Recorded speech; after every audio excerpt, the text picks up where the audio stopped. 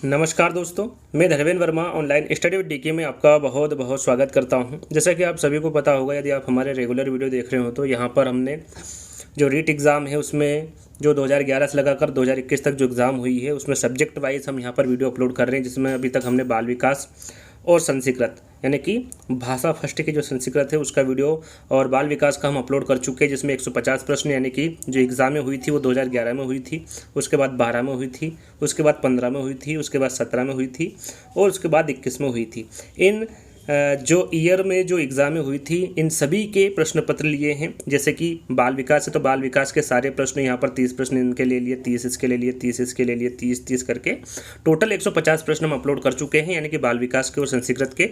आज यहाँ पर आपको जो प्रश्न मिलने वाले हैं वो पर्यावरण अध्ययन के मिलने वाले हैं। यहाँ पर पर्यावरण अध्ययन के आपको 150 प्रश्न मिलने वाले हैं 2011, 12, 15, 17 और 2021 का। तो आपको स्किप नहीं करना है। रेट के जो प्रीवियस ईयर पेपर है ऐसे ही हम वीडियो बना रहे हैं। बहुत सारे कमेंट्स ऐसे आ रहे हैं कि सर लेवल 2 का बनाइए। जैसे ही लेवल फर्स्ट के सारे वीडियो अपलोड हो जाएंगे वैसे ही हम लेवल 2 के जो प्रीवियस ईयर पेपर है उनका वीडियो आपके सामने लेकर आएंगे। थोड़ा सा सब्र रखिए, सारे वीडियो आपको एक एक करके मिल जाएंगे।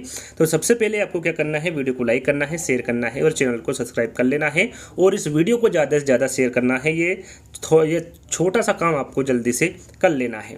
तो शुरुआत करते हैं। देखिए 2011 में जो पेपर हुआ था उसमें जो पर्यावरण अध्ययन के प्रश्न पूछे गए थे उनके बारे में हम चर्चा करेंगे। यहाँ पर इंग्लिश और हिंदी आप दोनों देख सकते हैं। यदि आपको इंग्लिश में देखना है तो इंग्लिश में देख सकते हैं और हिंदी में देखना है तो हिंदी में देख सकते हैं। मैं यहाँ पर हिंदी में पढ़ूंगा और इंग्लिश में यदि आपको देखना है तो इंग्लिश में भी यहाँ पर आपको देख सकते हैं। यहाँ पर 121 से शुरुआत होगा और 150 पे समाप्त हो जाएगा। 30 प्रश्न आपको यहाँ पर देखने को मिलेंगे। 2011 का पेपर है। तो शुरुआत करते हैं। एकल परिवार से तात्पर्य, यहाँ पर देखिए एकल परिवार से तात्पर्य आपसे पूछा गया है। क्या है? वर्ष 1950 के बाद बना परिवार, परिवार जिसमें माता पिता एवं उनके बच्चे, संपूर्ण परिवार जिसमें बच्चे, उनके माता पिता एवं दादा दादी या फिर केवल पति पत्नी। यहाँ पर देखिए आप आपका आकलन भी कर सकते हैं कि 2011 का पेपर इस प्रकार से आपके सामने आता तो आप कितने नंबर लाते, 2012 में कितने लाते, 2015 में कितने लाते, 2017 में, 2021 में। तो ये यहाँ पर आपका आकलन भी आप कर सकते हैं। तो एकल परिवार के बारे में पूछा गया है और इन परिवारों के बारे में आपको सभी को पता है। पहला ही चैप्टर होता है पर्यावरण अध्ययन का, तो इसके बारे में आपको जानकारी होगी कि जिसमें परिवार जिसमें माता पिता एवं उनके बच्चे होते, अविवाहित बच्चे होते हैं, उसे क्या कहते हैं?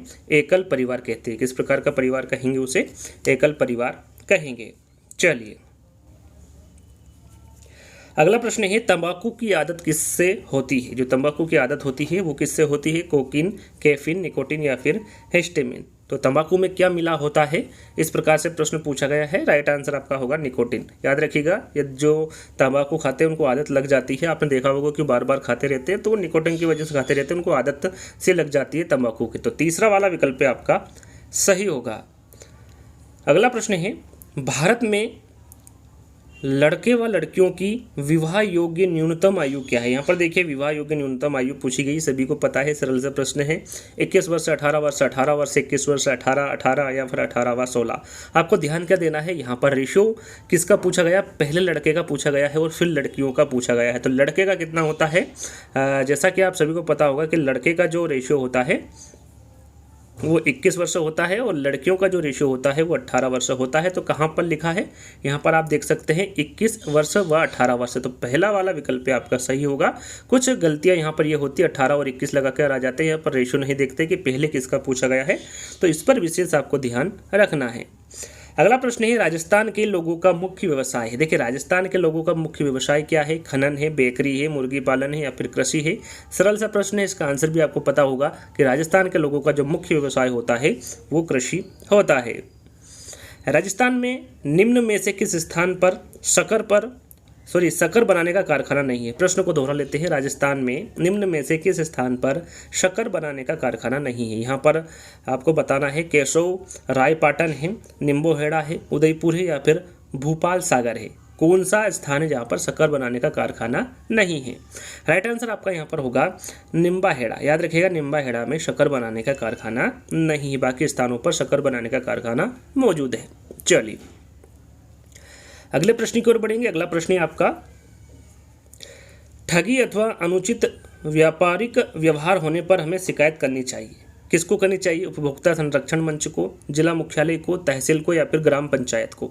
किसको करनी चाहिए? राइट आंसर आपका होगा यहाँ पर उपभोक्ता संरक्षण मंच को। याद रखिएगा, ठगी अथवा अनुचित व्यापारिक व्यवहार होने पर हमें शिकायत किससे करनी चाहिए?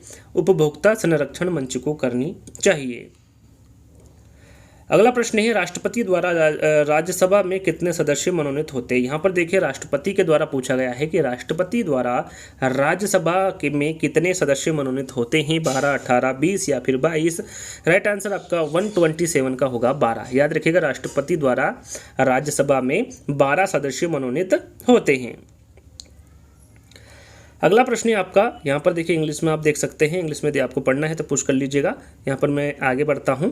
देखिए यहाँ पर प्रश्न पूछा गया है कि जिला उद्योग केंद्र किस योजना के तहत शहरी एवं ग्रामीण युवकों को रोजगार मुहैया कराता है? यहाँ पर पूछा गया है जिला उद्योग केंद्र किस योजना के तहत शहरी एवं ग्रामीण युवकों को रोजगार मुहैया कराता है? प्रधानमंत्री ग्रामीण सड़क योजना, प्रधानमंत्री रोजगार योजना, जवाहर ग्राम समृद्धि योजना या फिर स्वर्ण जयंती ग्राम स्वरोजगार योजना? राइट आंसर आपका 128 का होगा बी, प्रधानमंत्री रोजगार योजना। याद रखिएगा, जिला उद्योग केंद्र ये प्रधानमंत्री रोजगार योजना के तहत शहरी एवं ग्रामीण युवकों को रोजगार मुहैया कराता है। बी वाला विकल्प आपका सही होगा। अगला प्रश्न, संसार में अधिकतम ट्यूबवेल किस देश में है? अमेरिका में है, ऑस्ट्रेलिया में है, चीन में है या फिर भारत में है? राइट आंसर आपका 129 का होगा भारत। याद रखिएगा, संसार में अधिक ट्यूबवेल ये किस देश में होगा? भारत में होगा। अगला प्रश्न है, गणगौर का त्यौहार मनाया जाता है, जो गणगौर का त्यौहार है ये कब मनाया जाता है? चैत्र शुक्ल तीज को, श्रावण शुक्ल तीज को, भाद्रपद कृष्ण पक्ष अष्टमी को या फिर चैत्र शुक्ल नवमी को? गणगौर का त्यौहार कब मनाया जाता है पूछा गया है, तो आपका राइट आंसर होगा ये चैत्र शुक्ल तीज को गणगौर का त्यौहार मनाया जाता है। अगला प्रश्न है आपका 131, राजस्थान में झीलों की नगरी है। यहाँ पर देखिए, राजस्थान में झीलों की नगरी जयपुर में है, जोधपुर में है, उदयपुर में है या फिर अजमेर में है? राइट आंसर आपका होगा ये उदयपुर में है। राजस्थान में झीलों की नगरी उदयपुर में स्थित है। अगला प्रश्न है, विजय स्तंभ किसने बनवाया? जो विजय स्तंभ है ये किसके द्वारा बनाया गया था? महाराणा कुंभा, महाराणा सांगा, महाराणा प्रताप या फिर महाराजा जय सिंह? राइट आंसर 132 का आपका राइट आंसर होगा महाराणा कुंभा। याद रखिएगा, जो विजय स्तंभ बनवाया गया था ये महाराणा कुंभा के द्वारा बनाया गया था। अगला प्रश्न, निम्नांकित यातायात संकेत का अर्थ। यहाँ पर देखिए, एक यातायात संकेत आपको दिया हुआ है, इसका अर्थ आपसे पूछा गया है कि इसका अर्थ क्या होता है? मुख्य सड़क होता है, पैदल पारपथ होता है, रेलवे क्रॉसिंग होता है या फिर सकरी पुलिया होता है? यहाँ पर जो चिन्ह दिया गया है ये किसका चित्र होता है या फिर किसका संकेत होता है यातायात के तहत? राइट आंसर आपका यहाँ पर होगा 133 का सकरी पुलिया। जो सकरी पुलिया होती है उसका ये चिन्ह होता है। याद रखिएगा, हमेशा इस प्रकार का चिन्ह जहाँ पर दिखे वहाँ पर समझ जाएगा कि आगे सकरी पुलिया है। तो यहाँ पर डी वाला विकल्प आपका सही होगा। अगला प्रश्न है, एटीएम का पूरा नाम क्या है? यहाँ पर देखिए, एटीएम का पूरा नाम आपसे पूछा गया है। ऑटोमेटिक टेलर मशीन है, ऑल टाइम मनी है, ऑटोमेटेड ट्रांसफ़र मशीन है या फिर ऑडिट टेलर मशीन है? यहाँ पर एटीएम का पूरा नाम पूछा गया है तो यहाँ पर आपका सही आंसर होगा ऑटोमेटिक टेलर मशीन। याद रखिएगा, एटीएम का पूरा नाम ऑटोमेटिक टेलर मशीन होगा। अगला प्रश्न है, कंप्यूटर के माध्यम से भेजे जाने वाले संदेश को क्या कहते हैं? एसएमएस कहते हैं, फैक्स कहते हैं, ईमेल कहते हैं, टेलीग्राम कहते हैं? कंप्यूटर के माध्यम से भेजने वाले संदेश को क्या कहते हैं? सरल सा प्रश्न है, सभी को पता है, उसे क्या कहा जाता है? ईमेल कहा जाता है। डेंगू रोग का वाहक है, एंडीज मच्छर है, ग्यूलेक्स मच्छर है, घरेलू मक्खी या फिर एनाफिलिज मच्छर है? 2011 में जो प्रश्न आपको दिए जा रहे हैं वो काफ़ी सरल है, यहाँ पर पढ़ते ही आप आंसर लगा पा रहे होंगे। काफ़ी सरल प्रश्न पूछे गए थे। तो 136 का होगा एंडीज मच्छर। डेंगू रोग का वाहक कौन होगा? एंडीज मच्छर होगा। मनुष्य के शरीर की जैव रासायनिक प्रयोगशाला है, अमाशय है, यकृत है या आंत्र है या फिर वक्र है? राइट आंसर आपका 137 का होगा यकृत। याद रखिएगा, मनुष्य के शरीर के जैव रासायनिक प्रयोगशाला ये यकृत है। तो बी वाला विकल्प आपका सही होगा। अगला प्रश्न है, पल्स पोलियो कार्यक्रम का उद्देश्य, यहाँ पर देखिए पल्स पोलियो कार्यक्रम का उद्देश्य आपसे पूछा गया है। पोलियो का उपचार है, पोलियो से उत्पन्न लकवा को रोकना है, पोलियो का संपूर्ण उन्मूलन करना है, या फिर इनमें से सभी। पल्स पोलियो कार्यक्रम का उद्देश्य यहाँ पर आपसे पूछा गया है। ये राइट आंसर होगा पोलियो को संपूर्ण उन्मूलन करना। पोलियो का संपूर्ण उन्मूलन करना ये पल्स पोलियो कार्यक्रम का उद्देश्य है। तो राइट आंसर आपका यहाँ पर तीसरा वाला होगा।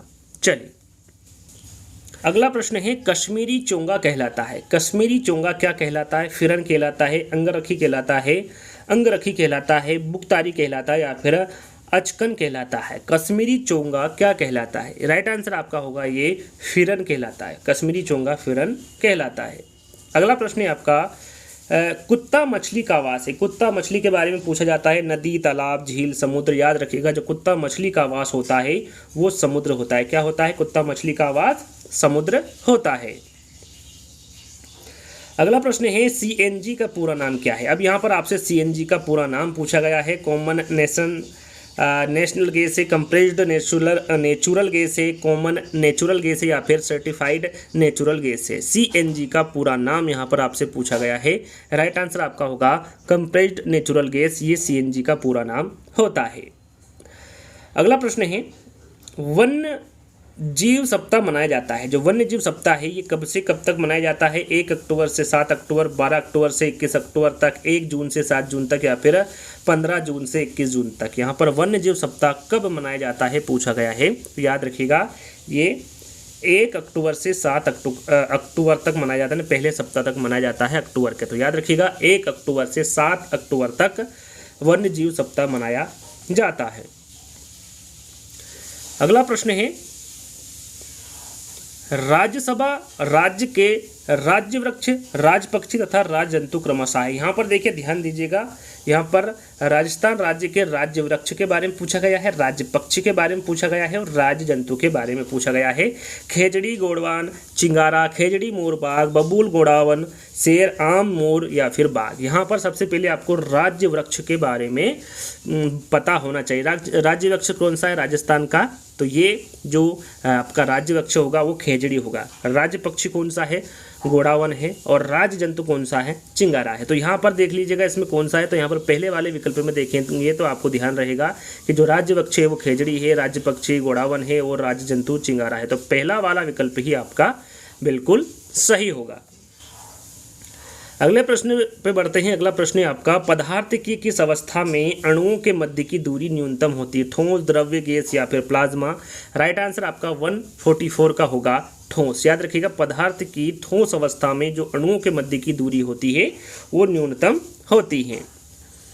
अगला प्रश्न है, कौन सा राज्य टाइगर स्टेट के नाम से जाना जाता है? राजस्थान, पश्चिम बंगाल, गुजरात, या फिर मध्य प्रदेश। तो टाइगर स्टेट के नाम से मध्य प्रदेश जाना जाता है। यहाँ पर टाइगर स्टेट के नाम से कौन सा राज्य जाना जाता है? तो हमेशा याद रखिएगा मध्य प्रदेश जाना जाता है।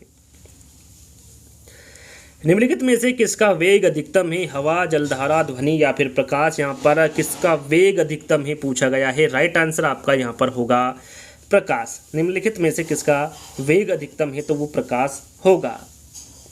अगला प्रश्न है, सौर सेल द्वारा किस ऊर्जा को विद्युत ऊर्जा में बदला जा सकता है? रासायनिक ऊर्जा, नाभिकीय ऊर्जा, प्रकाश ऊर्जा, या फिर चुंबकीय ऊर्जा। राइट आंसर आपका होगा यहाँ पर प्रकाश ऊर्जा। याद रखिएगा सौर सेल द्वारा प्रकाश ऊर्जा को विद्युत ऊर्जा में बदला जा सकता है। हवा में सर्वाधिक मात्रा में पाई जाने वाली गैस कौन सी है? ऑक्सीजन है, कार्बन डाइऑक्साइड है, हाइड्रोजन है, या फिर नाइट्रोजन है। राइट आंसर आपका होगा नाइट्रोजन। याद रखिएगा हवा में जो सर्वाधिक मात्रा में पाई जाने वाली गैस होगी वो कौन सी होगी? नाइट्रोजन होगी। चलिए अगला प्रश्न है, ऊर्जा का नवीनीकरण स्रोत। यहाँ पर देखिए नवीकरणीय स्रोत पूछा गया है, कौन सा है? कोयला है, पेट्रोलियम है, पौधा है, या फिर यूरेनियम है। राइट आंसर आपका 149 का होगा, पौधे। याद रखिएगा ऊर्जा का जो नवीनीकरणीय स्रोत होंगे वो पौधे होंगे। तीसरा वाला विकल्प आपका सही होगा। अंतिम प्रश्न है, जैसा कि मैंने आपको बताया था 2011 के पेपर में 121 लगाकर 150 यानी कि टोटल 30 प्रश्न पूछे गए थे। तो अंतिम प्रश्न है आपका, ओजोन परत मिलती है, ये किस में मिलती है? ओजोन परत थर्मोस्फीयर में मिलती है, स्ट्रेटोस्फीयर में मिलती है, ट्रोपोस्फीयर में मिलती है, या फिर मेसोस्फीयर में मिलती है। राइट आंसर आपका होगा यहाँ पर ये स्ट्रेटोस्फीयर में मिलती है। याद रखिएगा, जो ओजोन परत है ये स्ट्रेटोस्फीयर में मिलती है। तो यहीं पर 2011 का जो पेपर था उसके 30 प्रश्न समाप्त होते हैं। अब बात करते हैं 2012 में। जो 2012 में प्रश्न हुआ था, प्रश्न पत्र हुआ था, उसमें जो पर्यावरण अध्ययन के यहाँ पर आप देख सकते हैं 30 प्रश्न पूछे गए थे, 121 से लगाकर 150 तक। उसके बारे में यहाँ पर आपको उत्तर सहित जानकारी देने वाले हैं। तो पर्यावरण अध्ययन की जो 2012 में प्रश्न पूछा गया था उसका पहला प्रश्न है मूल्यांकन का मुख्य उद्देश्य। देखिए, मूल्यांकन का मुख्य उद्देश्य पूछा गया है अनुशासन बनाए रखना, केवल परीक्षा करवाना, केवल प्रश्न पत्र बनवाना या फिर अधिगमकर्ता की उपलब्धि जानना एवं सुधार लाना। मूल्यांकन का मुख्य उद्देश्य यहाँ पर पूछा गया है। राइट आंसर होगा आपका अधिगमकर्ता की उपलब्धि जानना एवं सुधार लाना, ये मूल्यांकन का उद्देश्य होता है। चलिए, अगला प्रश्न है आपका, निम्न में से कौन सी क्रिया विज्ञान शिक्षण में पाठ्य सहगामी है? विज्ञान क्लब है, श्रव्य दृश्य सामग्री है, पाठ्य पुस्तक है या फिर श्यामपट्ट है? राइट आंसर आपका होगा विज्ञान क्लब। याद रखिएगा, क्रिया विज्ञान शिक्षण में जो पाठ्य सहगामी होगा वो विज्ञान क्लब होगा। अगला प्रश्न, पानी में से अशुद्धि, दही से मक्खन, गेहूं से छोटे कंकड़ आदि को अलग करने की जो क्रिया है उसे क्या कहते हैं? मिश्रण, पृथक्करण, छानना या फिर उधर्वपातन। क्या कहते हैं? पानी में से अशुद्धि, दही से मक्खन, गेहूं से छोटे कंकड़ आदि को अलग करने की क्रिया को क्या कहते हैं? राइट आंसर आपका होगा उसे पृथक्करण कहते हैं। क्या कहते हैं? उसे पृथक्करण कहते हैं। अगला प्रश्न है आपका 120, निम्न में से कौन सा कथन सही? यहाँ पर देखिए, सही कथन को आपको पहचानना है। श्रव्य दृश्य सामग्री छात्रों के लिए उपयोगी है। चार्ट एवं ग्राफ श्रव्य दृश्य सामग्री है। चार्ट का प्रयोग केवल सामाजिक विज्ञान में किया जाता है या फिर शिक्षण में कुशलता के लिए श्रव्य दृश्य सामग्री महत्वपूर्ण नहीं? यहाँ पर कौन सा कथन सही है आपको ये बताना है। राइट आंसर आपका होगा श्रव्य दृश्य सामग्री छात्रों के लिए उपयोगी है। पहला वाला विकल्प आपका सही होगा। अगला प्रश्न है, परीक्षण की वास्तविक रचना से पूर्व उसकी प्रारंभिक जांच कर लेना चाहिए। इस प्रारंभिक जांच को कहते हैं, इस प्रारंभिक जांच को क्या कहते हैं? परीक्षण की योजना बनाना, परीक्षण की तैयारी, पायलट स्टडी या फिर अंतिम प्रारूप। इस प्रारंभिक जांच को क्या कहते हैं? तो याद रखिएगा, इस प्रारंभिक जांच को पायलट स्टडी कहते हैं। तीसरा वाला विकल्प आपका सही होगा। अगला प्रश्न है, निम्नलिखित में से कौन सा राज्य या फिर देश राजस्थान के जैसलमेर, बीकानेर तथा श्रीगंगानगर जिलों से लगा हुआ है? गुजरात, मध्य प्रदेश, हरियाणा या फिर पाकिस्तान?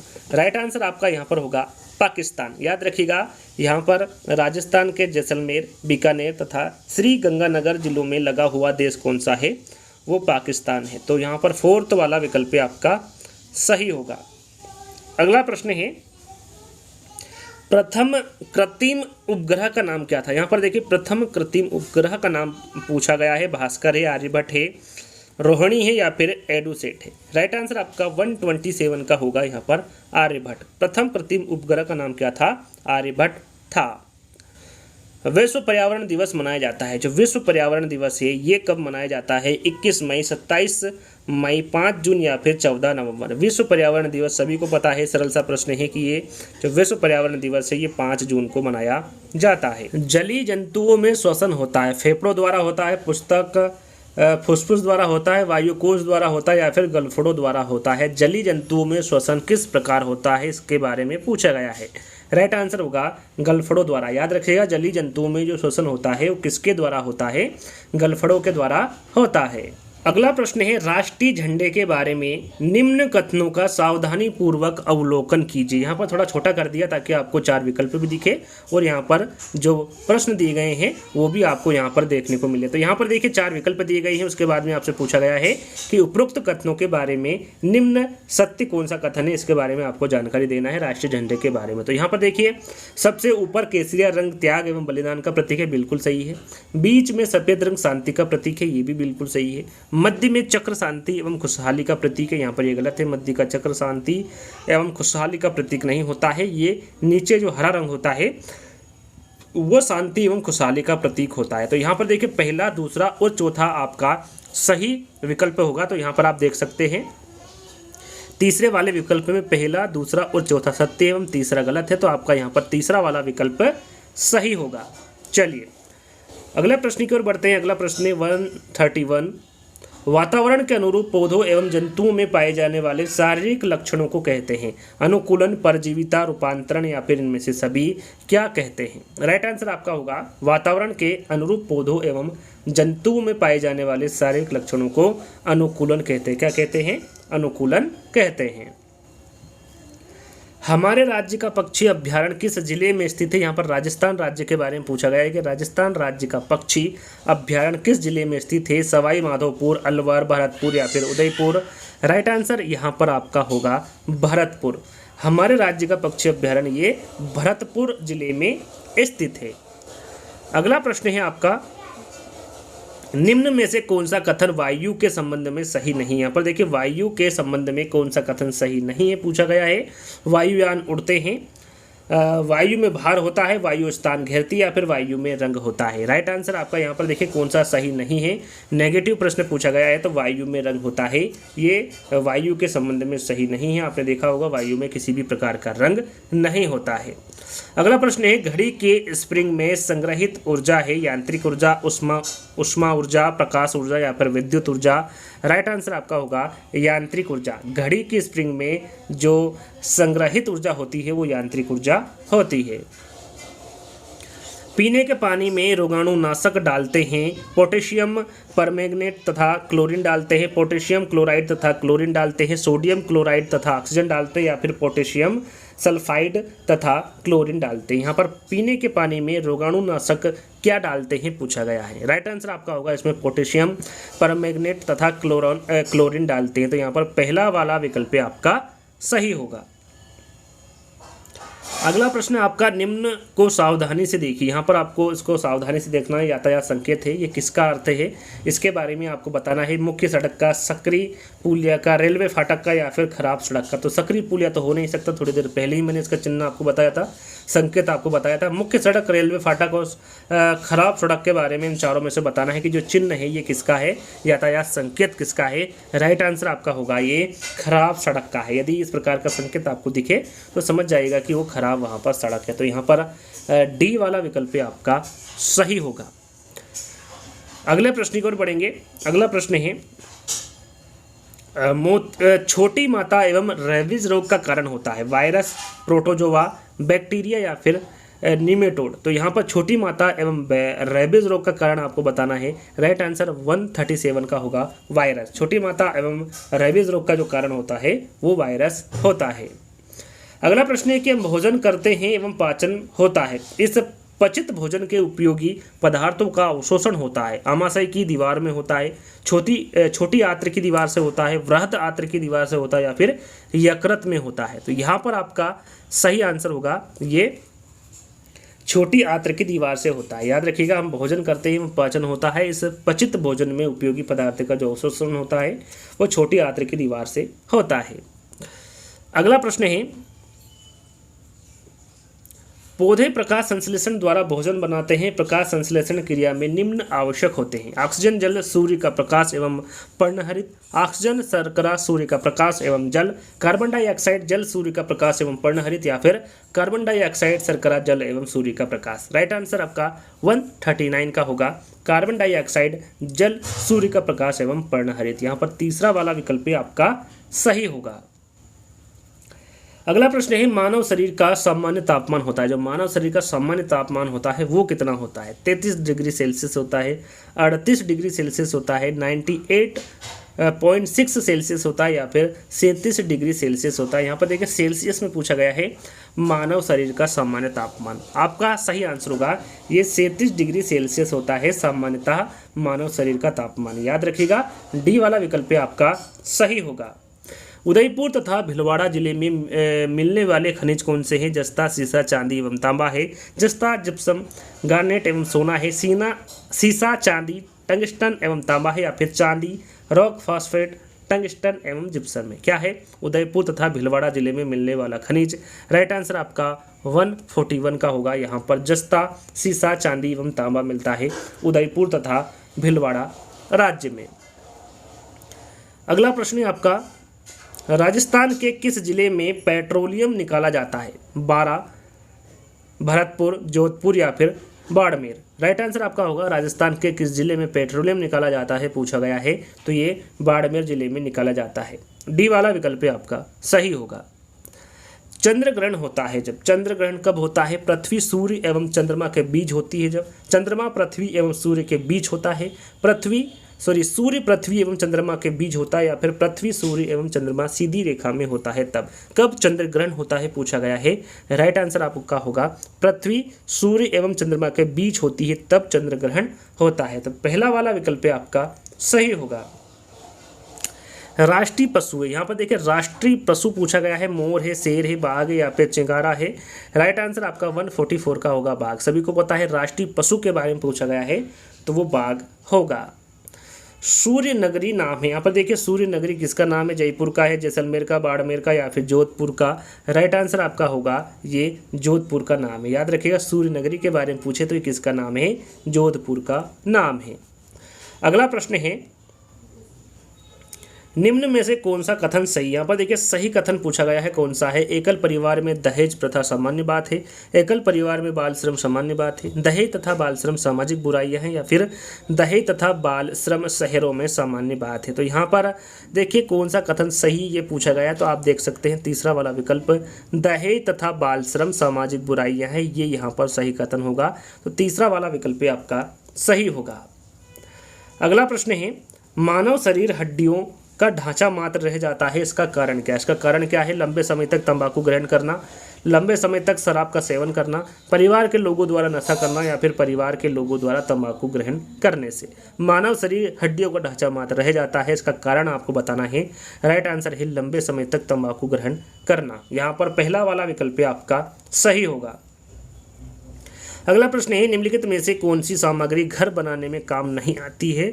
सीमेंट, लोहा, पत्थर या फिर स्कूटर। तो ज़्यादा सोचने समझने की आवश्यकता नहीं है। जो स्कूटर है ये घर बनाने में काम नहीं आती है स्कूटर सामग्री। तो यहाँ पर फोर्थ वाला विकल्प आपका सही होगा। अगला प्रश्न है ऊन प्राप्त होता है, जो ऊन प्राप्त होता है या फिर होती है वो किससे होता है? किसके बालों से होता है? भेड़, ऊंट एवं याक के बालों से, भेड़, शेर एवं ऊंट के बालों से, ऊंट, हाथी एवं खरगोश के बालों से, या फिर गाय, बकरी एवं भेड़ के बालों से। यहाँ पर ऊन किससे प्राप्त होता है ये पूछा गया है। तो याद रखिएगा जो ऊन प्राप्त होता है ये भेड़, ऊंट एवं याक के बालों से होता है। तो पहला वाला विकल्प आपका सही होगा। जैसा कि मैंने आपको बताया था 2012 का जो पेपर है वो 150 पर समाप्त हो जाएगा, जो कि 30 प्रश्न आपको यहाँ पर मिलने वाले हैं।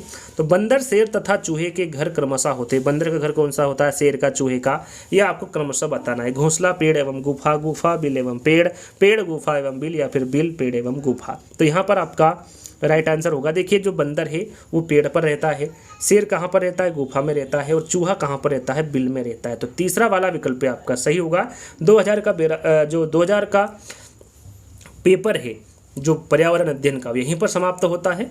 अब हम यहाँ पर आगे देखेंगे कि आगे का जो पेपर है वो 2015 का है। 2015 में किस प्रकार के प्रश्न पूछे गए थे पर्यावरण अध्ययन में? आप देख सकते हैं यहाँ पर पर्यावरण अध्ययन 121 से 150 तक पूछा गया है। तो हम यहाँ पर देखेंगे पर्यावरण अध्ययन।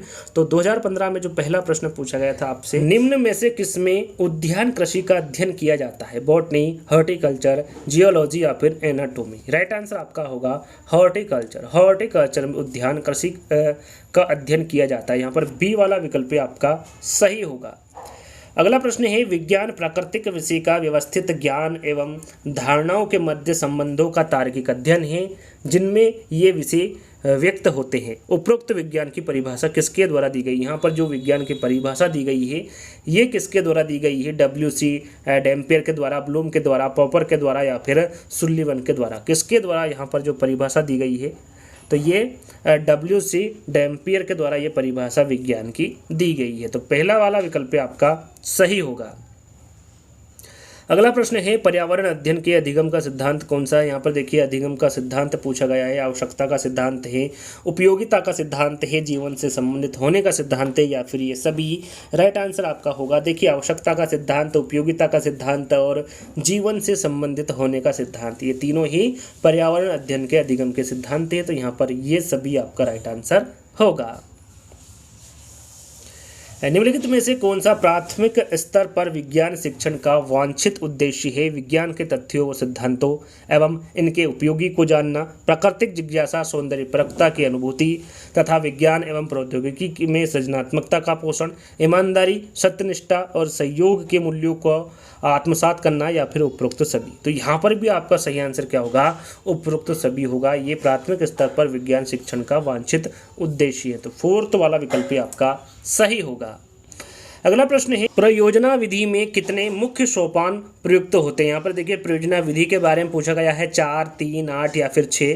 तो याद रखिएगा प्रयोजना विधि में कितने मुख्य सोपान प्रयुक्त होते हैं? तो इसमें 6 सोपान प्रयुक्त होते हैं। इसके जो प्रयोजना विधि के प्रारंभ कहाँ पर हुआ था और किसके द्वारा किया गया था? तो याद रखिएगा ये अमेरिका में किया था, जॉन डीवी के द्वारा। कितने चरण होते हैं? तो 6 चरण होते हैं।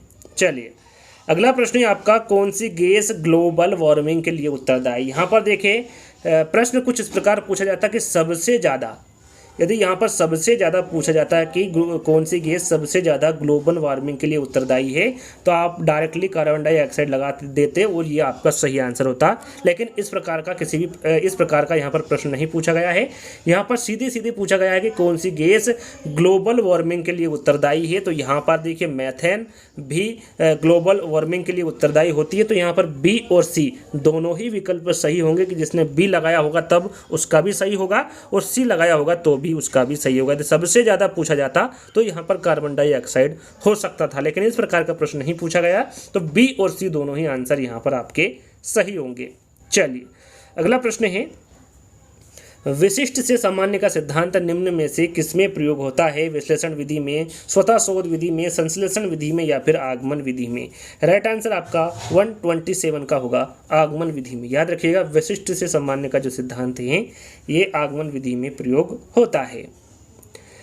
छोटी कक्षाओं में पर्यावरण अध्ययन विषय में रुचि उत्पन्न करने के लिए पढ़ाने का तरीका होना चाहिए, आगमन, मनोरंजक एवं खेल संबंधी, रटने का, या फिर निगमन का? राइट आंसर आपका यहाँ पर होगा मनोरंजन एवं खेल संबंधी। याद रखिएगा छोटी कक्षाओं में पर्यावरण अध्ययन विषय में रुचि उत्पन्न करने के लिए पढ़ाने का जो तरीका होना चाहिए और मनोरंजन एवं खेल संबंधी होना चाहिए। अच्छे प्रश्न पत्र की क्या विशेषता? यहाँ पर देखिए अच्छे प्रश्न पत्र की विशेषता पूछी गई, वैधता, विश्वसनीयता, दोनों, या फिर व्यापक या फिर विस्तृत?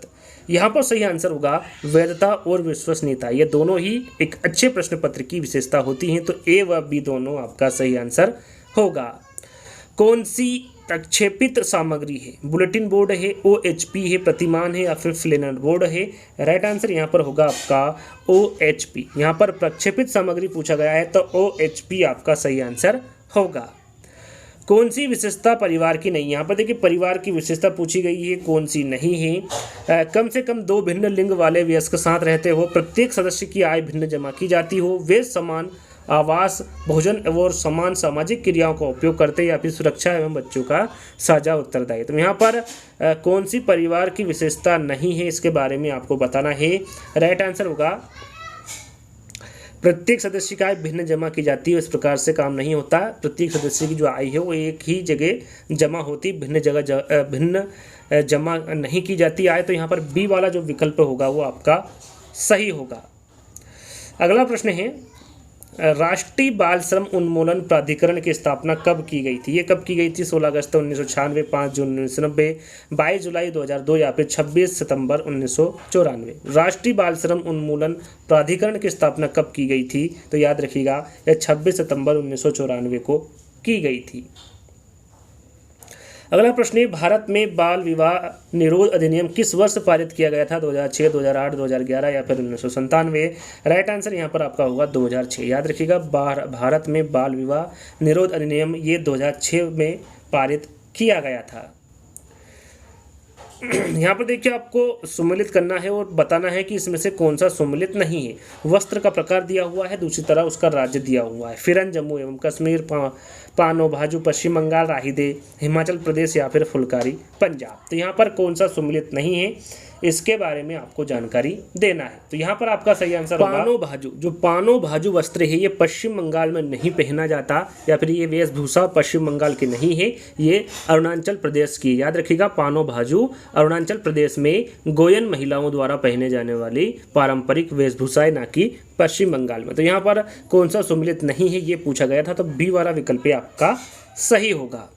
अगला प्रश्न है, निम्नलिखित में से कौन सा पत्थर राजस्थान में घरों के फर्श बनाने में उपयोग नहीं लिया जाता या फिर नहीं किया जाता?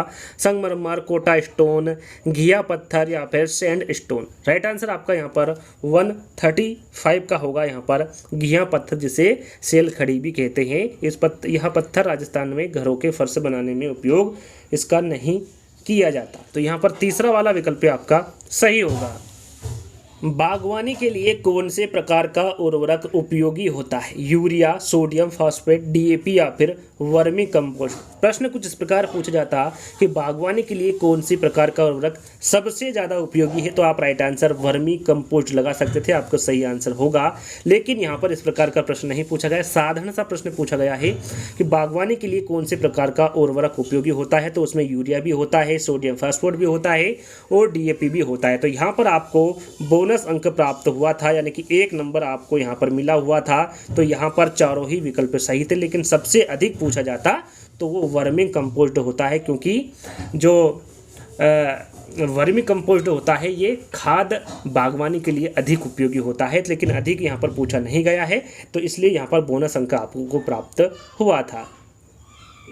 137 है, कौन सा सम्मिलित नहीं? यहाँ पर देखिए कौन सा राज्य सम्मिलित नहीं, इधर मेला दिया हुआ है, इधर राज्य दिया हुआ है आपको, तो यहाँ पर आपको बताना है। देखिए, अंबाजी मेला गुजरात, माघ मेला उत्तर प्रदेश, नैना देवी मेला असम या फिर वर्णेश्वर मेला राजस्थान। कौन सा सम्मिलित नहीं है इसके बारे में आपको बताना है। तो याद रखिएगा, जो नैना देवी मेला है इसका संबंध असम से ना होकर किससे होगा? हिमाचल प्रदेश से होगा। किससे होगा? हिमाचल प्रदेश से। याद रखिएगा, जो नैना देवी मेला है ये असम में नहीं लगता है, कहाँ पर लगता है? हिमाचल प्रदेश में लगता है। तो यहाँ पर सम्मिलित कौन सा नहीं होगा? नैना देवी मेला नहीं होगा। राजस्थान स्टेट केमिकल वर्क्स कहाँ स्थित है? डिडवाना में है, नागौर में है, बाड़मेर में है या फिर परबतसर में है? तो यहाँ पर राजस्थान स्टेट केमिकल वर्क्स के बारे में पूछा गया है, कहाँ पर स्थित है? तो याद रखिएगा, ये डिडवाना में स्थित है। यहाँ पर पहला वाला विकल्प आपका सही होगा। चलिए, अगला प्रश्न है, भारत में उपभोक्ता संरक्षण अधिनियम किस वर्ष लागू किया गया था? 1981, 1985, 1986 या फिर 1988? प्रश्न कुछ इस प्रकार पूछा जाता कि भारत में उपभोक्ता संरक्षण अधिनियम किस वर्ष स्वीकृत किया गया था, तो आपका सही आंसर 1986 होता। लेकिन यहाँ पे स्वीकृत ना पूछते हुए लागू पूछा गया है, तो लागू ये 20 जुलाई 2020 को हुआ था। कब हुआ था? 20 जुलाई 2020 को ये लागू हुआ था, ना कि 1986 को। 1986 को ये इसको स्वीकृति प्रदान की गई थी, और किसके द्वारा की गई थी? तत्कालीन राष्ट्रपति ज्ञानी जेल सिंह के द्वारा स्वीकृति प्रदान की गई थी, ना कि लागू किया गया था। लागू कब किया गया था? 2020 को लागू किया गया था। इसका भी आपको बोनस अंक प्राप्त हुआ था, यानी कि 1 अंक आपको इसका मिला था। तो यहाँ पर चारों ही विकल्प गलत थे। 2020 आपका यहाँ पर सही आंसर होगा। यहाँ पर बोनस के तौर पर आपको 1 अंक प्राप्त हुआ था।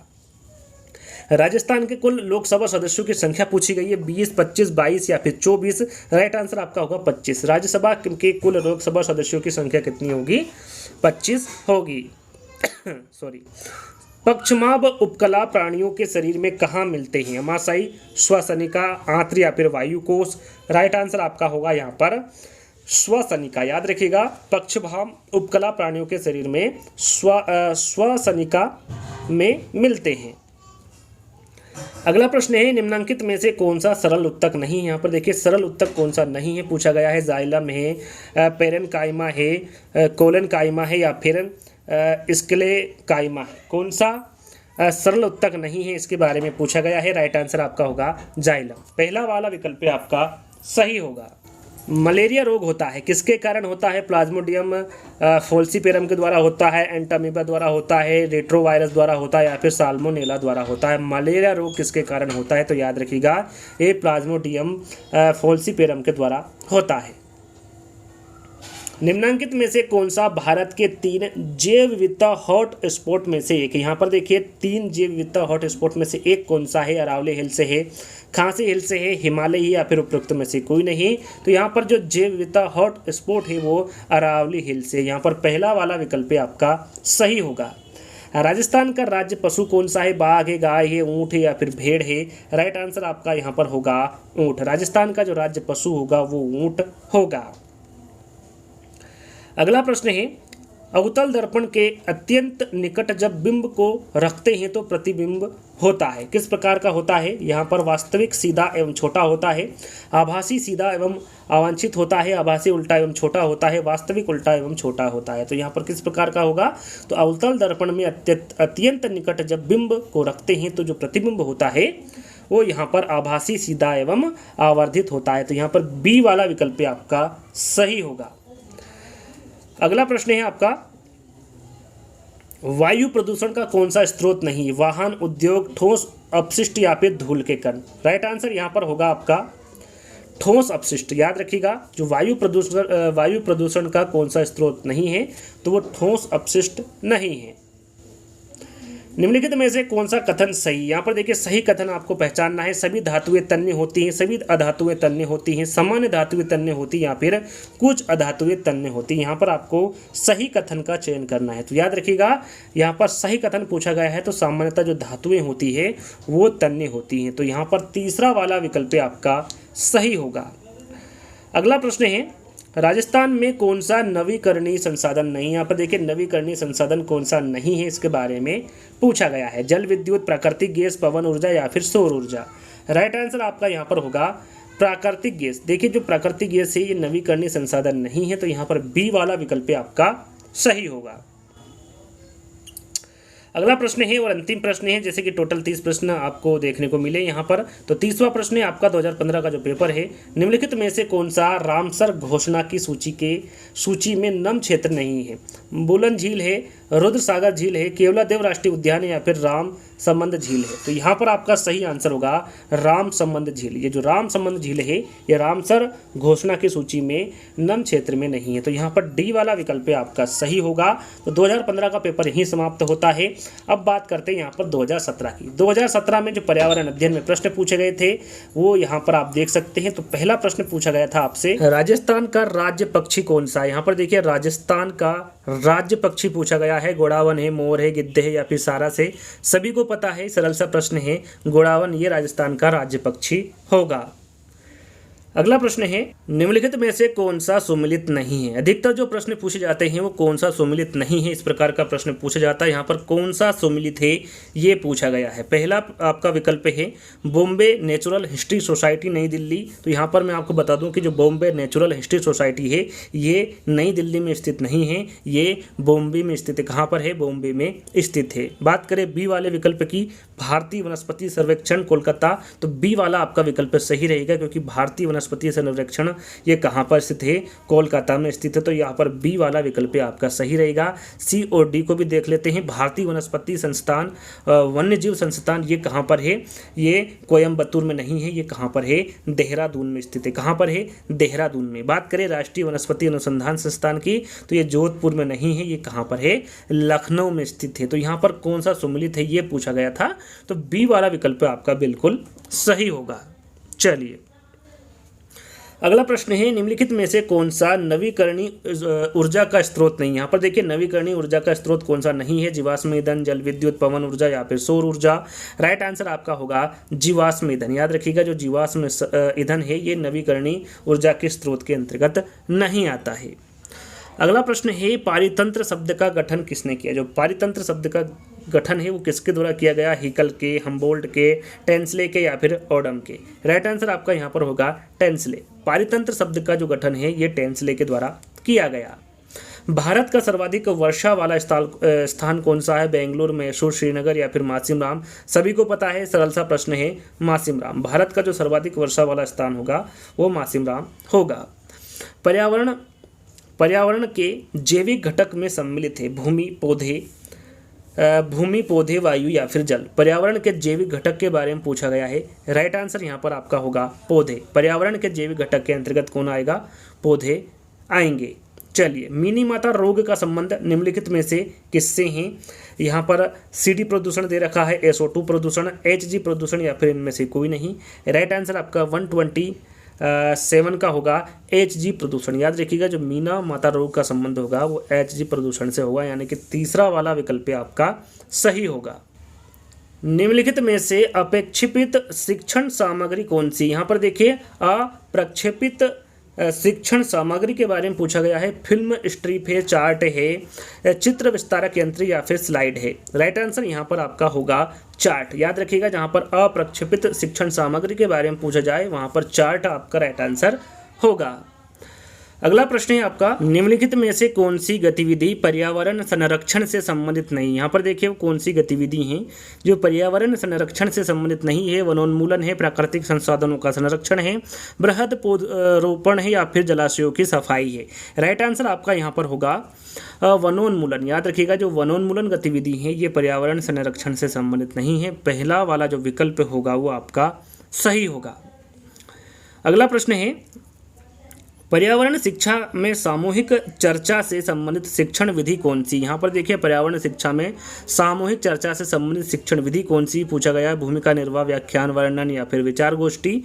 राइट आंसर आपका होगा यहाँ पर विचार गोष्ठी। याद रखिएगा, जो विचार गोष्ठी है ये पर्यावरण शिक्षा में सामूहिक चर्चा से संबंधित शिक्षण विधि होगी। अगला प्रश्न है आपका, सतत एवं व्यापक मूल्यांकन जिसको हम CCEB कहते हैं, इसका मुख्य उद्देश्य आपको बताना है क्या होगा? विद्यालय में उपस्थित के समय बालकों के प्रत्येक पहलू का मूल्यांकन करना, विद्यालय में उपस्थित के समय बालक की रुचि का मूल्यांकन करना, विद्यालय में उपस्थित के समय बालक के ज्ञान एवं बोध का मूल्यांकन करना, या फिर विद्यालय में उपस्थिति के समय बालक के कौशलों का मूल्यांकन करना। राइट आंसर आपका यहाँ पर होगा विद्यालय में उपस्थिति के समय बालक के प्रत्येक पहलू का मूल्यांकन करना। पहला वाला विकल्प आपका सही होगा। अगला प्रश्न है, IEP का पूर्ण रूप क्या है? यहाँ पर IEP का पूर्ण रूप आपको बताना है। 4 विकल्प है आपके सामने, आराम से पढ़ लीजिएगा। मैं यहाँ पर आपको डायरेक्ट आंसर बता देता हूँ। यहाँ पर आपका सही आंसर होगा इंटरनेशनल एनवायरनमेंट एजुकेशन प्रोग्राम। याद रखिएगा, IEP का पूरा नाम होता है international environment education programme. B वाला विकल्प आपका सही होगा। अगला प्रश्न है, पर्यावरण अध्ययन शिक्षण के दौरान विद्यार्थियों की शैक्षिक उपलब्धियों को देखने के लिए निम्नलिखित में से किस आकलन सूचक का प्रयोग नहीं किया जाना चाहिए? अवलोकन करना, चर्चा करना, प्रयोग करना, या फिर उपचारात्मक शिक्षण करना। राइट आंसर यहाँ पर होगा आपका उपचारात्मक शिक्षण करना। 4th वाला विकल्प आपका सही होगा। अगला प्रश्न है, निम्नलिखित में से कौन सी विशेषता अच्छे शिक्षण की नहीं? यहाँ पर देखिए, अच्छे शिक्षण की कौन सी विशेषता नहीं है, इसके बारे में आपको बताना है। अच्छा शिक्षण क्रिया आधारित होता है, अच्छा शिक्षण लोकतांत्रिक होता है, अच्छा शिक्षण मूल्य आधारित नहीं होता है, या फिर अच्छा शिक्षण सुव्यवस्थित निश्चित उद्देश्य युक्त होता है। राइट आंसर आपका यहाँ पर होगा अच्छा शिक्षण मूल्य आधारित नहीं होता है। ये एक अच्छे शिक्षण की विशेषता नहीं है। तीसरा वाला विकल्प आपका सही होगा। अगला प्रश्न है, निम्नलिखित में से कौन सा विकल्प पर्यावरण अध्ययन की विषय वस्तु में सम्मिलित नहीं? यहाँ पर देखिए, पर्यावरण अध्ययन की विषय वस्तु में कौन सा जो विकल्प है वो सम्मिलित नहीं है, ये आपको बताना है। वन संरक्षण, राजनीतिक संरक्षण, जल संरक्षण, या फिर मृदा संरक्षण। राइट आंसर आपका होगा यहाँ पर राजनीतिक संरक्षण। 4 विकल्प पढ़ते ही आंसर आपके सामने होगा, यानी कि आप 4 विकल्प पढ़ते ही आंसर समझ सकते हैं। राजनीतिक संरक्षण यहाँ विकल्प पर्यावरण अध्ययन की विषय वस्तु में सम्मिलित नहीं किया जाता। अगला प्रश्न है, निम्नलिखित में से कौन सा नियम अधिगम के प्रयास व त्रुटि सिद्धांत से संबंधित नहीं? यहाँ पर भी देखिए, नेगेटिव प्रश्न पूछा गया है। पुनर्बलन का नियम, तत्परता का नियम, अभ्यास का नियम, या फिर प्रभाव का नियम। यहाँ पर आपका सही आंसर होगा पुनर्बलन का नियम। देखिए, क्यूज के तौर पर एक प्रश्न दे रहा हूँ, तत्परता का नियम, अभ्यास का नियम और प्रभाव का नियम। ये 3 नियम किसके अंतर्गत आते हैं और किसके द्वारा दिए गए हैं, ये आपको कमेंट्स के माध्यम से बताना है। तो आपको फटाफट जैसे ही इस प्रश्न पर पूछे, आपको सही आंसर लिखकर कमेंट्स के माध्यम से बताना है। तो यहाँ पर पुनर्बलन का नियम आपका सही आंसर होगा। यह नियम अधिगम के प्रयास व त्रुटि सिद्धांत से संबंधित नहीं है। भारत में बाल श्रम को प्रतिबंधित करने के लिए बाल श्रम या फिर निषेध एवं विनिमय अधिनियम किस वर्ष में पारित किया गया था? 1938, 88, 86 या फिर 2017? तो ये किया गया था 1986 में। याद रखिएगा, भारत में बाल श्रम को प्रतिबंधित करने के लिए बाल श्रम या फिर निषेध एवं विनिमय अधिनियम ये 1986 को पारित किया गया था। अगला प्रश्न, भारत में लड़कियों व लड़कों के विवाह की न्यूनतम कानूनी आयु क्या होती है? तो सभी को पता है, इसके बारे में आपको समझाने की आवश्यकता नहीं है। देखना क्या है, पूछा क्या गया, पहले क्या पूछा गया है? लड़की। तो लड़कियों की आयु कितनी होती है? 18 वर्ष होती है, और लड़कों की कितनी होती है? 21 वर्ष होती है। तो ये आपको बी वाले विकल्प में क्लियर दिख रहा है, यानी कि बी वाला विकल्प आपका बिल्कुल सही होगा। अगला प्रश्न है आपका, राजस्थान की वस्त्र नगरी का नाम क्या है? यहाँ पर देखिए, राजस्थान की वस्त्र नगरी का नाम पूछा गया है। उदयपुर, अजमेर, सीकर या फिर भीलवाड़ा? राइट आंसर आपका होगा यहाँ पर भीलवाड़ा। राजस्थान की वस्त्र नगरी का क्या नाम होगा? भीलवाड़ा होगा। अगला प्रश्न है, नशीली दवाओं की लत को नियंत्रित करने हेतु आमतौर पर प्रयुक्त की जाने वाली औषधि का क्या नाम है? फोलिक अम्ल है, कोकिन अम्ल है, एस्कॉर्बिक अम्ल है या फिर पेडिथिन है? यहाँ पर नशीली दवाओं की लत को नियंत्रित करने हेतु आमतौर पर प्रयुक्त की जाने वाली औषधि का नाम आपको बताना है। राइट आंसर होगा आपको पेठिदिन। जो पेठिदिन है ये नशीली दवाओं की लत को नियंत्रित करने हेतु आमतौर पर प्रयुक्त की जाने वाली औषधि का नाम है। निम्नलिखित में से कौन सा 100% खुले में शौच मुक्त ODF राज्य है? आंध्र प्रदेश, असम, केरल या फिर तमिलनाडु? राइट आंसर यहाँ पर आपका होगा केरल। याद रखिएगा, जो केरल है वो 100% खुले में शौच मुक्त राज्य है। कौन सा? केरल। तीसरा वाला विकल्प आपका सही होगा। राजस्थान में राज्यसभा सांसदों की कुल संख्या, यहाँ पर देखिए राजस्थान के राज्यसभा सांसदों की कुल संख्या पूछी गई है, 10, 25, 35 या फिर 20? राइट आंसर आपका होगा यहाँ पर 10। याद रखिएगा, जो राजस्थान के राज्यसभा सांसदों की कुल संख्या होगी वो कितनी होगी? 10 होगी। नायलॉन का आविष्कार किसके द्वारा किया गया था? यहाँ पर 4 विकल्प है, केल्विन, केरोथर्स, हिल या फिर मिशेल? राइट आंसर आपका होगा यहाँ पर वॉलेस केरोथर्स। वॉलेस केरोथर्स के द्वारा नायलॉन का आविष्कार किया गया था। निम्नलिखित में से कौन सा राजस्थान से संबंधित नहीं? यहाँ पर देखिए 4 विकल्प हैं, जिसमें राजस्थान से कौन सा विकल्प संबंधित नहीं है पूछा गया है। बाणेश्वर मेला, पुष्कर मेला, खेजड़ली मेला या फिर माघ मेला? राइट आंसर आपका 144 का होगा माघ मेला। जो माघ मेला है ये राजस्थान से संबंधित नहीं है। अगला प्रश्न है, भारत में प्रथम यात्री रेलगाड़ी की जो शुरुआत हुई थी वो कब हुई थी? 1920 में, 56 में, 53 में या फिर 59 में? सभी को पता है, सरल सा प्रश्न है। जो भारत में प्रथम यात्री रेलगाड़ी की जो शुरुआत हुई थी ये 1853 में हुई थी। कब हुई थी? 1853 में हुई थी।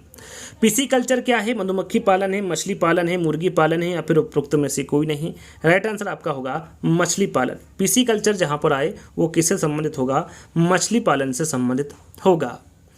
झामर कोडला खदान प्रसिद्ध है। जो झामर कोडला खदान है ये किस लिए प्रसिद्ध है? तांबे के लिए, रॉक फास्फेट के लिए, जिंक के लिए या फिर यूरेनियम के लिए?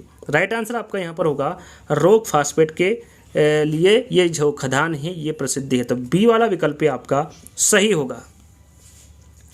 अगला प्रश्न है, निम्नलिखित में से कौन सा रोग संक्रामक है? संक्रामक रोग कौन सा है? मधुमेह है, हृदयघात है, उच्च रक्तचाप है या फिर डिप्थीरिया है? राइट आंसर आपका 148 का होगा डिप्थीरिया। याद रखिएगा, जो संक्रामक रोग होगा वो डिप्थीरिया होगा। निम्नलिखित में से कौन सा परीक्षण HIV से प्रत्यक्ष संबंधित है? यहाँ पर देखिए कौन सा परीक्षण है जो HIV से प्रत्यक्ष संबंधित है, उसके बारे में बताना है। विडोल है, MP है, ESR या फिर एलिसा है? यहाँ पर देखिए चारों विकल्प ही या फिर कह सकते हैं टेस्ट या फिर परीक्षण जो है ये HIV से प्रत्यक्ष रूप से संबंधित नहीं है, इसलिए इसका आपको एक बोनस अंक प्राप्त हुआ था। क्योंकि यहाँ पर विडोल की हम बात करें तो जो विडोल टेस्ट है ये टाइफाइड की जाँच हेतु किया जाता है। MP टेस्ट की हम बात करें तो ये मलेरिया की जाँच हेतु किया जाता है। ESR की हम बात करें तो इसे RBC की जांच से मतलब RBC की जांच इससे होती है। और एलिसा की हम बात करें तो ये प्रत्यक्ष रूप से जो HIV है इसकी जांच नहीं होती है। ये जो एलिसा टेस्ट होता है यह मुख्यतः एंटीबॉडी परीक्षण होता है जिसका जो प्रयोग है वो HIV के लिए किया जाता है, लेकिन प्रत्यक्ष रूप से नहीं किया जाता है। इसके बाद इसका जो प्रयोग है या फिर टेस्ट है anaemia, syphilis, Zika virus, corona virus, इन सभी की जाँच एलिसा टेस्ट द्वारा किया जाता है, यानी कि प्रत्यक्ष रूप से HIV परीक्षण नहीं है। तो यहाँ पर आप कह सकते हैं कि चारों विकल्प ही आपके गलत थे, इसलिए यहाँ पर आपको 1 अंक बोनस के तौर पर आपको मिला था। चलिए आगे बात करेंगे, भारत में पल्स पोलियो टीकाकरण कार्यक्रम कब आरंभ किया गया था? 85 में, 2005 में, 1995 में या फिर 1990 में? कब किया गया था? तो याद रखिएगा ये 1995 में भारत में पल्स पोलियो टीकाकरण जो कार्यक्रम है ये 1995 में प्रारंभ किया गया था।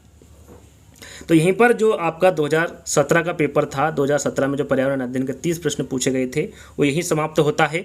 अब बात करते हैं हम 26 सितंबर 2021 का जो पेपर हुआ था उसके बारे में। उसमें जो पर्यावरण अध्ययन के प्रश्न पूछे गए थे उसका पहला प्रश्न, ग्रेगर जॉन मेंडल ने शोध कार्य किया था, किस पर किया था? ड्रोसोफिला पर, चूहों पर, उद्यान मटर पर या फिर इष्ट पर? तो याद रखिएगा ग्रेगर जॉन मेंडल के बारे में पूछे तो उन्होंने जो शोध किया था ये उद्यान मटर पर अपना शोध किया था।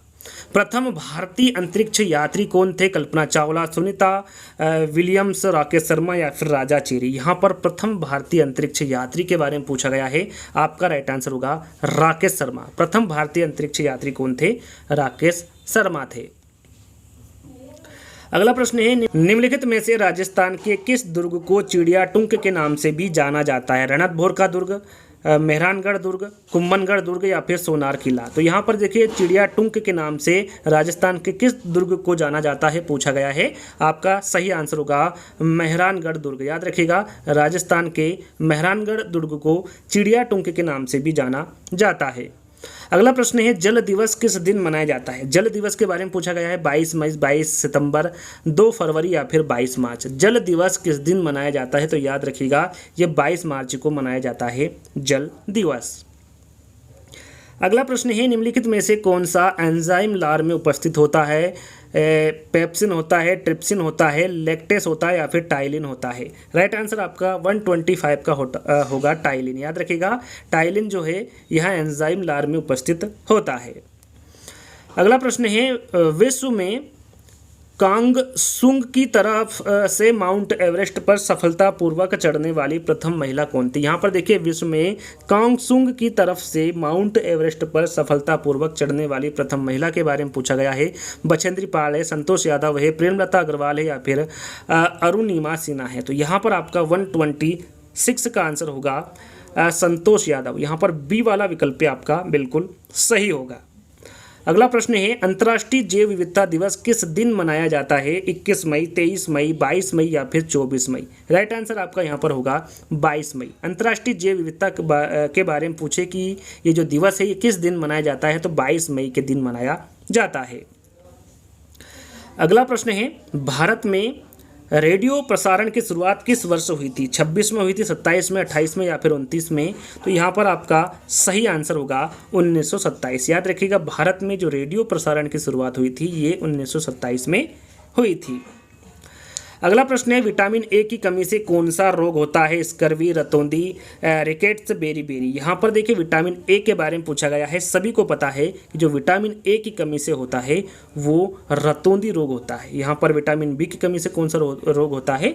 बेरी-बेरी रोग होता है, और विटामिन ए की कमी से रतौंधी रोग होता है। तो यहाँ पर आपका सही आंसर होगा बी वाला। चलिए, सौर परिवार का सबसे बड़ा ग्रह कौन सा है? बृहस्पति है, शनि है, अरुण है या फिर वरुण है? राइट आंसर आपका यहाँ पर होगा 130 का बृहस्पति। सौर परिवार में सबसे बड़ा ग्रह कौन सा होगा? बृहस्पति होगा, सभी को पता है। यहाँ आंसर सरल सा प्रश्न था। अगले प्रश्न, नीचे दिया गया यातायात संकेत इंगित करता है। यहाँ पर देखिए एक संकेत दिया हुआ है यातायात का, तो ये किसकी ओर संकेत करता है, किसकी ओर इंगित करता है ये आपको बताना। चौराहे की ओर, पैदल पार पथ, रेलवे क्रॉसिंग या फिर संकरी पुलिया? तो जहां पर इस प्रकार का आपको चिन्ह दिखे, संकेत दिखे, तो आपको समझ लेना चाहिए कि वहां पर रेलवे क्रॉसिंग है। तो यहां पर ये संकेत किसको ओर इंगित करता है? रेलवे क्रॉसिंग की ओर संकेत करता है। अगला प्रश्न है, राजस्थान में किस देवता को ऊंटों का देवता के नाम से जाना जाता है? ऊंटों के देवता के नाम से राजस्थान के किस देवता को जाना जाता है? गोगा जी, रामदेव जी, बापू जी या फिर भूमिया जी? राइट आंसर आपका 132 का होगा बाबू जी। याद रखिएगा जो बाबू जी हैं इन देवता को ऊंटों का देवता के नाम से भी इनको जाना जाता है। भारत में वन्य जीव संरक्षण अधिनियम किस वर्ष लागू हुआ था? 1962 में, 72 में, 82 में या फिर 92 में? तो यहाँ पर भारतीय वन्य जीव संरक्षण अधिनियम के बारे में पूछा गया है, तो ये 1972 में लागू हुआ था। अगला प्रश्न है, जो जातियों की रेड डाटा बुक प्रकाशित करता है वहाँ संगठन कौन सा। यहाँ पर संगठन के बारे में पूछा गया है, सरल सा प्रश्न है, सभी को पता है।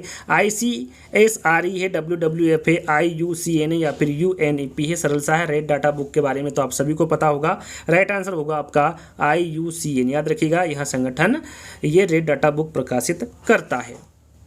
जैव विविधता बायोडाइवर्सिटी शब्द किसके द्वारा दिया गया था। टेंसले, हिकल, व्हिटेकर या फिर WG रोजन। तो यहाँ पर जैव विविधता के बारे में पूछा गया है, तो ये WG रोजन के द्वारा दिया गया शब्द है। अगला प्रश्न है, विशिष्ट से सामान्य का जो सिद्धांत है ये निम्नलिखित में से किसमें उपयोग होता है। आगमन विधि, संश्लेषण विधि, स्वतः शोध विधि या फिर विश्लेषण विधि। राइट आंसर आपका होगा यहाँ पर 136 का आगमन विधि। विशिष्ट से सामान्य का जो सिद्धांत है ये आगमन विधि में उपयोग होता है। अगला प्रश्न है, रानीखेत रोग किससे संबंधित है। मछलियाँ, मधुमक्खियाँ, मुर्गियाँ या फिर सूअर। राइट आंसर आपका 137 का होगा मुर्गियाँ। रानीखेत रोग जो है ये मुर्गियों से संबंधित होता है। पर्यावरण के जैविक घटक, यहाँ पर देखिए पर्यावरण के जैविक घटक पूछा गया है, पौधे, पहाड़, मैदान या फिर नदियाँ। राइट आंसर आपका यहाँ पर होगा 138 का पौधे। ये पहले भी प्रश्न पूछा जा चुका है, पर्यावरण के जो जैविक घटक है उसमें पौधे होगा। वनोन्मूलन का दुष्परिणाम है, यहाँ पर देखिए वनोन्मूलन का दुष्परिणाम आपसे पूछा गया है। मृदा अपरदन में वृद्धि, मृदा अपरदन में कमी, वन्य जीव जंतुओं की संख्या में वृद्धि या फिर वर्षा में वृद्धि। राइट आंसर आपका होगा मृदा अपरदन में वृद्धि, ये वनोन्मूलन का दुष्परिणाम है। अफीम किससे प्राप्त होता है। जो अफीम है ये किससे प्राप्त होता है, यहाँ पर आपको बताना है। पावर सोमनीफेरम से होता है, एलोवेरा से होता है, सिंकोना से होता है या फिर सेंटोला एशियाटिका से होता है। यहाँ पर अफीम किससे प्राप्त होता है। राइट आंसर होगा ये पेपावर सोम्निफेरम से होता है अफीम प्राप्त। पहला वाला विकल्प आपका सही होगा। अगला प्रश्न है, निम्नलिखित में से उस त्योहार को चुनिए जो श्रावण की पूर्णिमा को मनाया जाता है। वो कौन सा त्योहार है। दीपावली है, होली है, महाशिवरात्रि है या फिर रक्षाबंधन है। तो यहाँ पर आपका सही आंसर होगा, इंपॉर्टेंट प्रश्न है, याद रखिएगा। यहाँ त्योहार रक्षाबंधन है जो श्रावण की पूर्णिमा को मनाया जाता है। अगला प्रश्न है, सीताबाड़ी का मेला या आप कह सकते हैं सहरिया जनजाति का जो कुंभ है कहाँ लगता है। ये कहाँ पर लगता है। अरनोद प्रतापगढ़ में लगता है, चौथ का बरवाड़ा सवाई माधोपुर में लगता है, केलवाड़ा बारा में लगता है या फिर पुष्कर अजमेर में लगता है। तो याद रखिएगा जो सीताबाड़ी का मेला जिसे सहरिया जनजाति का कुंभ के नाम से भी जाना जाता है, ये केलवाड़ा बारा में यह मेला लगता है। तो यहाँ पर तीसरा वाला विकल्प आपका सही होगा। अगला प्रश्न है, राजस्थान का राज्य वृक्ष कौन सा है। खेजड़ी है, नीम है, पीपल है या फिर अमलतास है। राइट आंसर आपका यहाँ पर होगा राजस्थान का जो राज्य वृक्ष होगा वो खेजड़ी होगा। याद रखिएगा क्या है, खेजड़ी है राजस्थान का राज्य वृक्ष। तो यहाँ पर पहला वाला विकल्प आपका सही होगा। अगला प्रश्न है आपका, निम्नलिखित में से कौन सा एंजाइम अग्नाशयी द्वारा स्त्रावित नहीं होता है। रेनिन, लाइपेज, ट्रिप्सिन या फिर एमाइलेज। तो यहाँ पर आपका 144 का आंसर होगा रेनिन। याद रखिएगा जो रेनिन एंजाइम है ये अग्नाशय द्वारा स्त्रावित नहीं होता है। भारत का राष्ट्रीय जलीय प्राणी के बारे में पूछा गया। देखिए भारत का पूछा गया है, गांगे डॉल्फिन है, व्हेल है, शेर है या फिर चिंकारा है। तो यहाँ पर भारत का राष्ट्रीय जलीय प्राणी पूछा गया है, तो ये गांगे डॉल्फिन होगा। यहाँ पर पहला वाला विकल्प आपका सही होगा। अगला प्रश्न है, स्वच्छ भारत मिशन कब शुरू किया गया था। 2 अक्टूबर 2013, 2014, 2015 या फिर 2014। 15 अगस्त 2014 कब किया गया था स्वच्छ भारत मिशन की शुरुआत। तो यहाँ पर आपका सही आंसर होगा 2 अक्टूबर 2014 को स्वच्छ भारत मिशन की शुरुआत की गई थी। अगला निम्नलिखित को सुमिलित करें तथा सही का चयन करें। यहाँ पर देखिए आपको सही जोड़ी का मिलान करना है। मलेरिया, एमीबिएसिस, क्षय रोग और हैजा ये किसके कारण होता है। आपको सही जोड़ी मिलान करके इन चारों में से आंसर का चयन करना है। तो हम बात करें मलेरिया की, तो जो मलेरिया है ये प्लाज्मोडियम से होता है। एमीबिएसिस की बात करें तो ये एंट अमीबा हिटोलाइटिका के द्वारा होता है। क्षय रोग की हम बात करें तो ये माइकोबैक्टीरियम ट्यूबरक्लोसिस के द्वारा होता है। और हैजा की हम बात करें तो ये विब्रियो कोलेरी के द्वारा होता है। तो यहाँ पर हम इन चारों विकल्पों में देखेंगे तो आपका सही आंसर क्या होगा, डी वाला। यहाँ पर आप चेक कर लीजिएगा, पहले का सी, दूसरे का ए, तीसरे का बी और चौथे का डी। इस प्रकार से चौथा वाला विकल्प आपका बिल्कुल सही होगा। आगे हम बात करें बर्फ से बनाया गया घर कहलाता है, क्या कहलाता है? इग्लू, रेन बसेरा, हरितगृह या फिर बसेरा। सभी को पता है, सरल सा प्रश्न है, इसे इग्लू कहा जाता है। बर्फ से बनाया गया घर इग्लू कहलाता है।